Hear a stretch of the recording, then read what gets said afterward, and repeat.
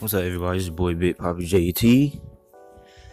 And with LeBron James gone, I'm going to be breaking down the Cleveland Cavilers roster as of right now. So, as of right now, the starting five, if the NBA was to start today, Colin Sexton will be starting at point guard.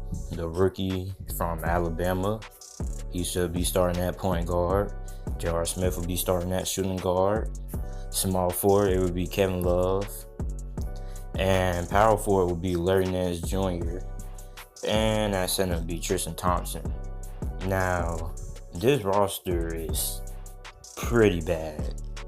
Pretty bad. When you look at the bench is actually pretty average. The bench is decent in my opinion. They got Jordan Clarkson, who can shoot, which we couldn't tell if he could shoot in the playoffs, but he can shoot actually. Jordan Clarkson. They have Rodney Hood, who showed some signs of life when he went off in the playoffs. They have George Hill, a veteran point guard. So they have some nice pieces on the bench. The question is, can they still make it to the playoffs in the East?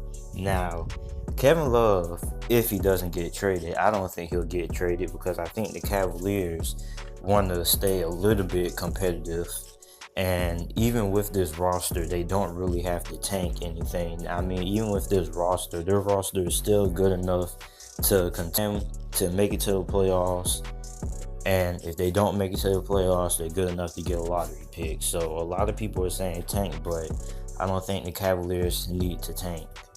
Right now, if Kevin Love stays on the team and doesn't get traded, I believe he can carry the Cavaliers to the playoffs. When he played for Minnesota, he was averaging 20 and 15, and he was carrying the Minnesota Timberwolves in a tough Western Conference nearly to the playoffs. I believe he would have won the MVP if he would have got Minnesota 10 to the playoffs, because this dude had like a 30 and 30 game in 2014. Kevin Love was a beast when he played for Minnesota. But then when he went to the Cavaliers, he started to die down a little bit. But now it's his team now. So now what they got to do is they got to build their team around Kevin Love. So Kevin Love is a good all-around player. He's a better passer than much people give him credit for. A great rebounder. He became a spot-up shooter, which something he really wasn't at Minnesota. He could shoot the three, but really he was more of a post scorer. And now, with the Cavaliers officially being his team, they need to surround him with some shooters. Colin Sexton isn't a knockdown shooter at all. He's more of a Westbrook type guard, a more athletic, get in the paint type guard. So I expect them to use a lot of pick and rolls with Colin Sexton and Kevin Love. Kevin Love probably could roll to the basket or spot up for the three, but they need to get some more shooters on the team. Tristan Thompson can't shoot threes. Larry Nance can't shoot threes. J.R. Smith can shoot threes, but we really can't tell what J.R. Smith we're going to get this year.